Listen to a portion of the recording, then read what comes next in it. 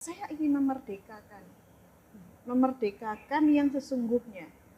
Kalau teh hanya sekedar komoditi, maka ada komoditi-komoditi lain yang lebih value-nya lebih menarik.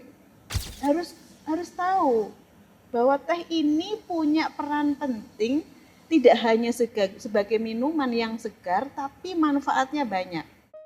Halo Ibu. Ya, selamat sore. Ya, udah Selamat hadir sore. memenuhi undangan kami. Makasih. Oh, boleh kita masih Terima kita kasih, hadir. Bu Sisi. Ayo monggo kita menuju tempat kasih kita talk show. Sudah disiapkan. Nah, udah disiapkan. Masuk monggo. Ini udah disiapkan dengan semua atributnya Bu. Monggo, siap kita Iya, di langsung sini naik. ya. Kita utama duduknya di tengah. Ya.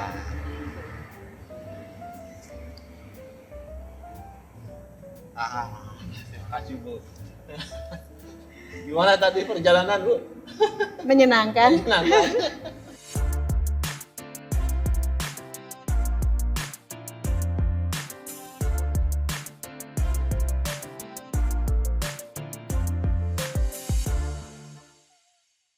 Assalamualaikum warahmatullahi wabarakatuh. Salam sejahtera untuk kita semua. Ketemu lagi dengan kami dari Happy Innovator. Saat ini kami sedang bersama dengan ibu narasumber dan ibu host yang sangat sekarang sedang ngehit gitu ya. Dan sulit sekali mengajak beliau untuk berdiskusi, untuk tampil gitu di talk show karena kesibukannya luar biasa. Jadi menyambung dari sesi Happy Innovator talk show sebelumnya, kita melakukan ini secara offline. Nah, kali ini seperti biasa kami akan dipandu oleh ibu co-host kita yang sangat cantik ini. Ibu Sisi Prima Laila dari Ruku-Ruku Interior Art Programmer yang kami sudah berkolaborasi lama dan sudah menghasilkan karya-karya yang fenomenal. Seperti yang ada di belakang Ibu Pina ini adalah karyanya dari Ibu Sisi ini di Hotel Truntum Cihampelas, di mana kita saat ini mengadakan acara talk show ini.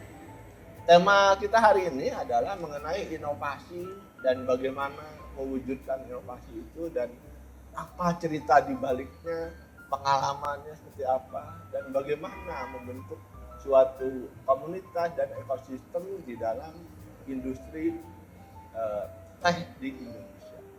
Untuk itu lanjut aja, kita langsung memberikan mandat kepada ibu host kita, Ibu Sisi. Mangga silakan Uni. Ya. Terima kasih Pak Sandi untuk kesempatannya. Berkat Pak Sandi saya bertemu berbagai macam narasumber yang luar biasa. Termasuk salah satunya ibu yang charming di sebelah saya ini. Ibu Sri Wahyuni. Selamat sore. Ya, izinkan saya Bu memandu talk show hari ini. Bu, sebelum kita mulai pertanyaan-pertanyaan, saya mau cerita sedikit nih tentang Bu Yuni. Bu Yuni sudah belasan puluhan tahun mungkin di dunia teh ya, bisnis teh ya. Dari lahir Industri kali ya. teh. Dari lahir langsung teh. Orang mah oe-oe ini teh. Cucu udah 4 ya Bu ya? Cucu 4. Tapi masih sangat energik sekali. Olahraga yoga. Sudah master yoganya, sudah lihat foto-fotonya luar biasa. Udah jungkir balik. Kepala ke bawah, kaki ke atas. Mantap Bu. Itu ada ceritanya itu berarti. Tahan dulu, kita akan gali di sesi berikutnya. Senang bercocok tanam dan senang berbagai jenis bunga-bungaan ya Bu ya. Boleh saya spill usianya Bu? Jangan. Ini kayaknya rahasia ya kalau Almost gitu. Tapi energi Ibu ini luar biasa. pokoknya udah di atas rata-rata. Di atas rata-rata. Sangat inspiratif. Kita izin saya bertanya. Boleh, silakan. Ibu saat ini sedang fokus ya menggarap brand P&Tail. Ya. Bisa nggak cerita apa sih? Dari mana sih nama P&Tail itu? Oke. Sebelum ke topiknya Tea and Tales, barangkali saya mau menggali dulu apa yang ada dalam pemikiran saya, apa yang ada di dalam benak hati saya selama ini. Saya fresh graduate langsung di teh, memang kerja di industri teh, jadi di perusahaan besar yang punya perkebunan teh. Saya ditugasi untuk, karena saya dari marketing, jadi untuk penjualan di tim marketing. Tapi anehnya Pak, saya tidak tertarik kepada bisnis ya.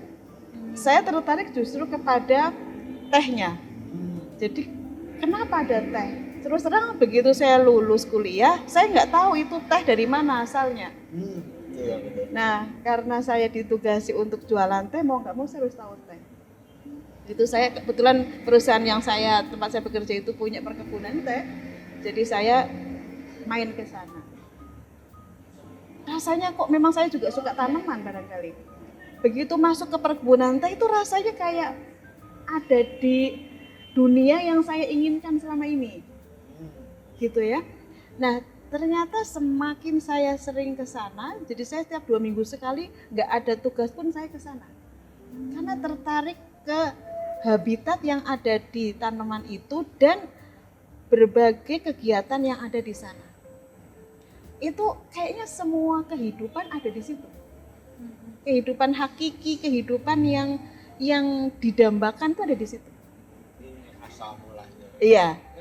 Jadi lingkungannya harus terjaga dengan baik, hutan pun harus ada, sumber air harus ada, tanahnya harus subur, matahari harus ada, oksigen harus ada. Ini alam harus dijaga itu. Itu butuh di perkebunan teh, butuh itu semua. Ya, udaranya juga harus bersih, sejuk.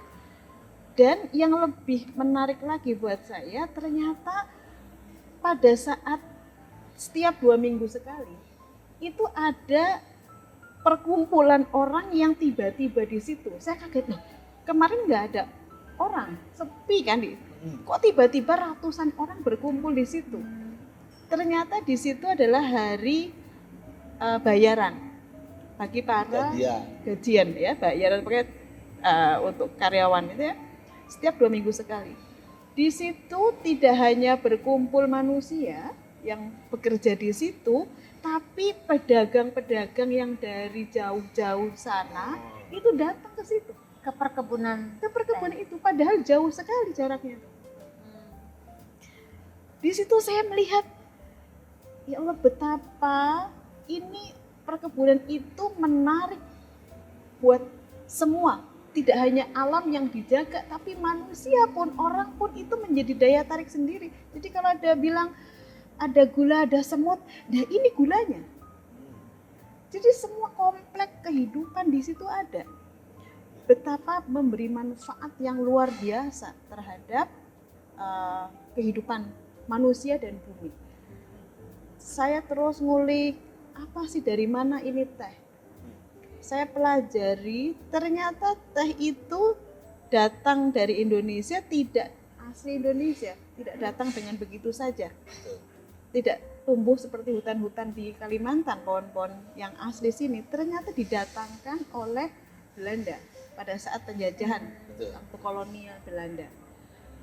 Saya gali ceritanya gitu. Ternyata memang ini dibuat pada saat penjajahan Belanda itu mengambil semua hasil bumi Indonesia untuk dibawa VOC, perdagangan itu. Karena di situ itu tidak mungkin ada sekelompok orang, 10 orang atau 100 orang mendirikan perkebunan teh, itu nggak mungkin. Jadi ini butuh modal yang besar juga. Saya bilang, oh ini menarik sekali, dari ekonomi, dari alam, dari sumber daya, semua kompleks di situ. Terus saya pelajari, ternyata yang diambil itu yang bagus-bagusnya diekspor. Terus begitu saya kan akhirnya tahu teh ya, tahu kualitas teh. Akhirnya loh, yang di Indonesia dikonsumsi itu adalah teh yang saya nggak nyangka. Loh ini kah? Nah, saya pelajari lagi ceritanya. Oh, ternyata memang teh yang ada di Indonesia ini dikasih oleh VOC itu untuk para buruh-buruh di situ.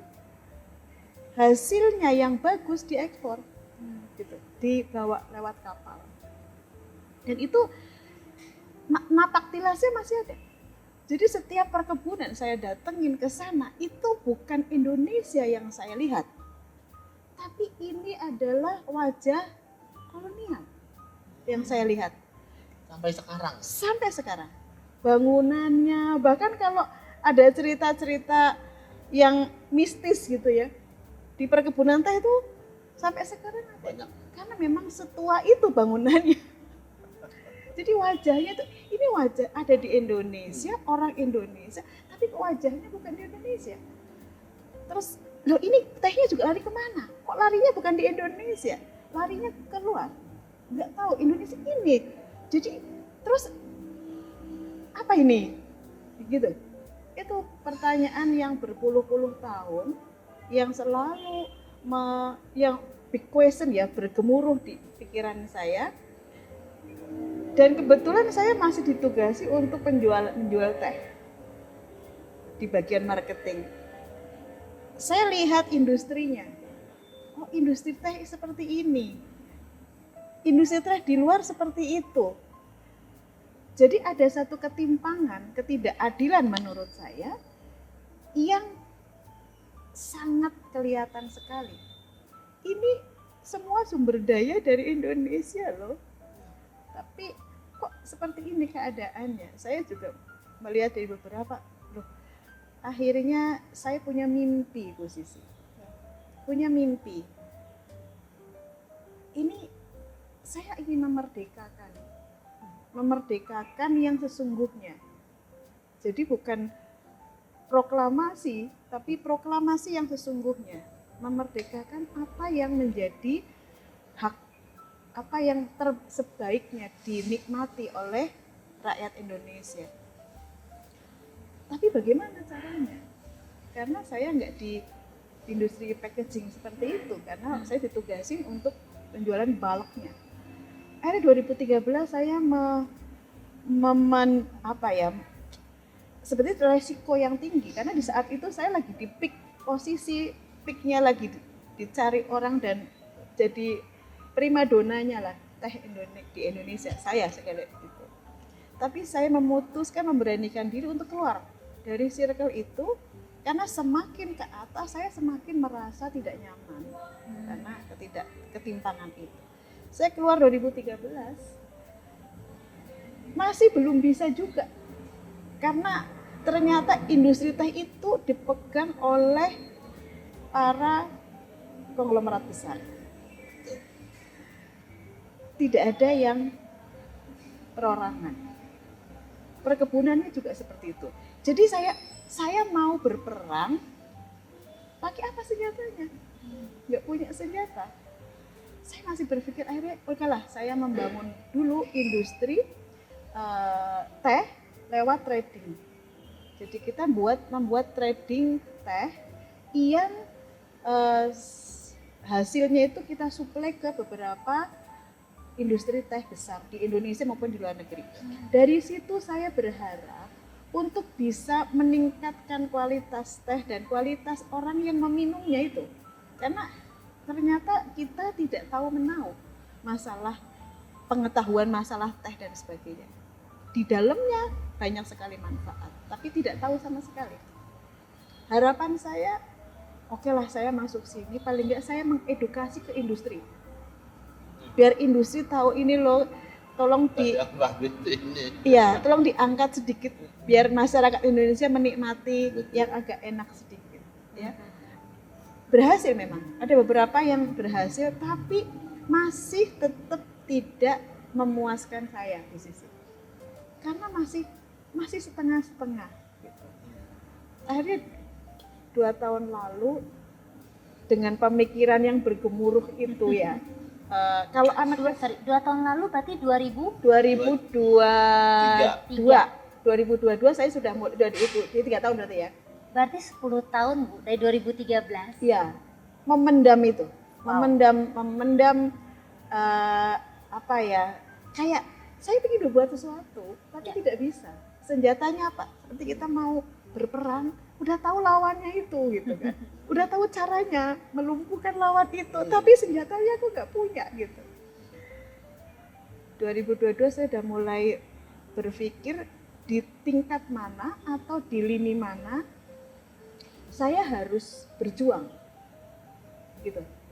Nah, ternyata ya dari pengalaman, saya punya pengalaman bisnis juga di teh, saya melihat kalau mau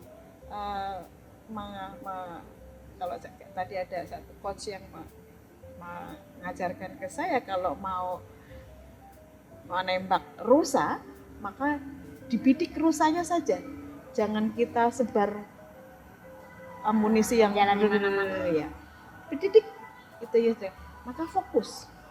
Oh, yang saya bidik saya udah tahu, jadi saya fokus di situ. Nah, yang saya bidik itu adalah bagaimana meningkatkan pengetahuan teh, product knowledge di Indonesia. Why? Karena begitu kompleksnya teh, tidak hanya di secara lahiriah yang seperti saya sampaikan tadi, ternyata di dalam kandungan teh itu banyak sekali manfaat yang orang mungkin tidak sadar. Kayak COVID kemarin, Pak. Kenapa teh yang dicari akhirnya? Akhirnya teh. Karena memang teh mengandung itu. Antioksidan yang sangat dibutuhkan. Kenapa? Dan ceritanya waktu kenapa teh dibesarkan, akhirnya terus jadi terkenal dari Kaisar Jepang. Beliau sakit, nggak ada obatnya, tapi begitu dikasih teh sembuh karena ada antioksidan itu. Jadi itu bidikan saya, bagaimana membuat kita itu melek terhadap kualitas yang baik gitu. Jadi istilahnya tidak ditutup dengan hal-hal yang asal.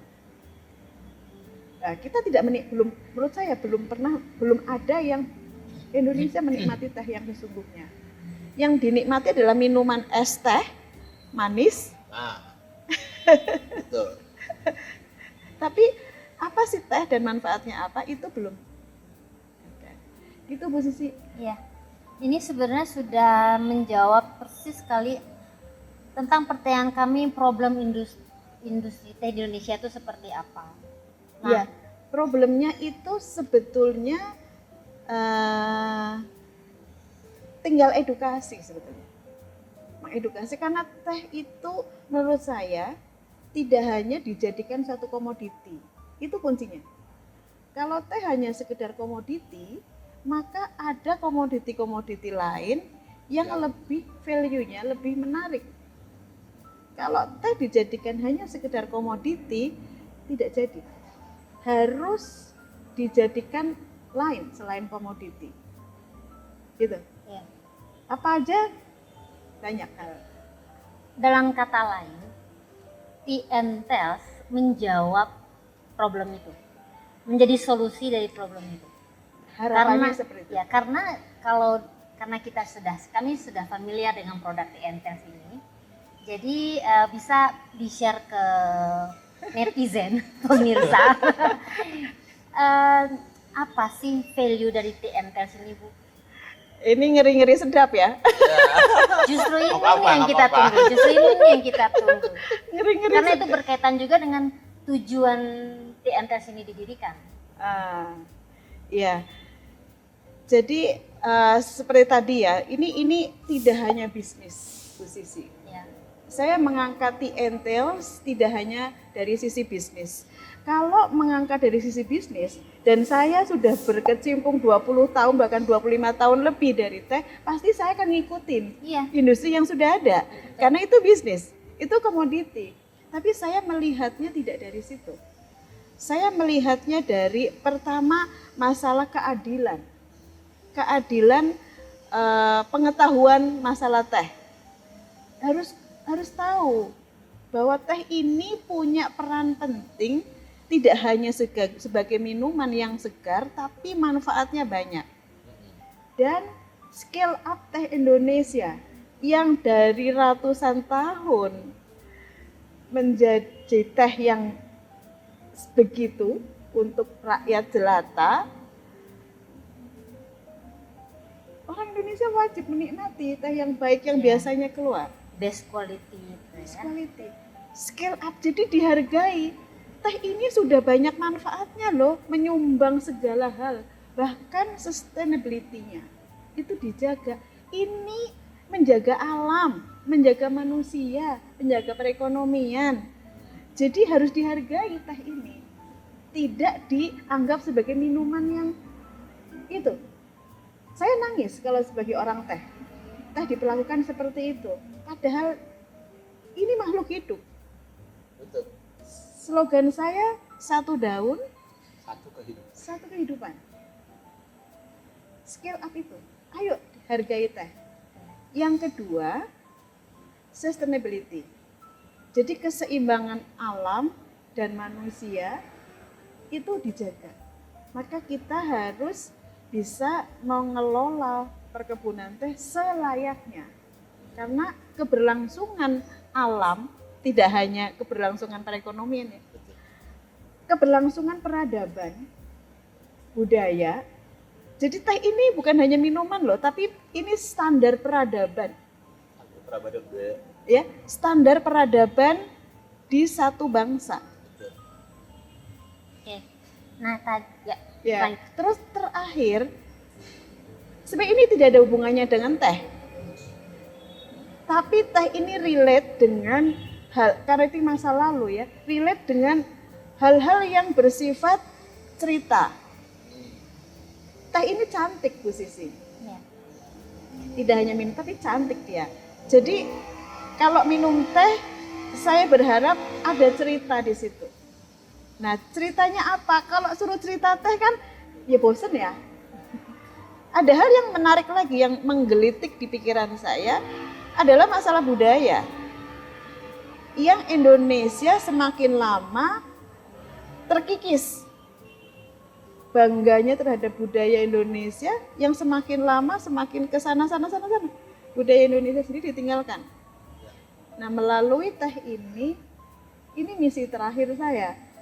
Bagaimana teh ini bisa menjadi pengikat peradaban dan budaya Indonesia bisa tetap bertahan. Bu Yuni tadi sudah menyinggung peradaban, budaya, dan cerita. Jadi ini latar belakang ada tales di Tea and Tales, betul? Betul sekali. Nah, dan kebetulan saya sudah dapat bocoran apa aja tales dari setiap produk ini. Tapi pertanyaan saya, inspirasinya datang dari mana? Karena saya lihat di setiap varian ini punya cerita sendiri. Iya. Ini yang nggak bisa, saya juga nggak tahu dari mana datangnya inspirasi itu.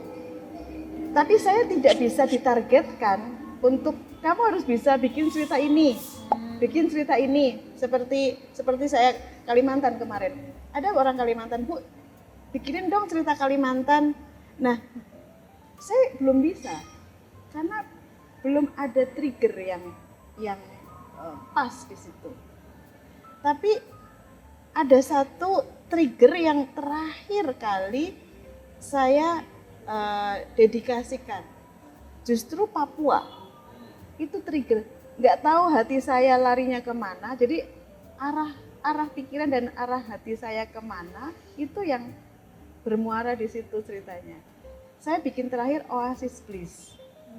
Oasis Bliss itu triggernya dari keadaan di Papua saat itulah ya, saat sekarang juga ya, yang sebetulnya ada permintaan juga sebetulnya dari dulu udah lama banget bikin teh yang pakai mint seperti Marokonti gitu kan. Saya nggak bisa bikin posisi meskipun tahu Marokonti itu seperti apa, tapi saya tidak bisa membuat Marokonti atau semacamnya itu kalau tidak ada trigger untuk panas. Begitu ada Papua dan gejolaknya, langsung saya ini Oasis Bliss. gitu. Ini oasis bliss. Terus saya hubungkan dengan Min tadi itu. Blissnya di sana. Oase Papuanya. Blissnya di situ.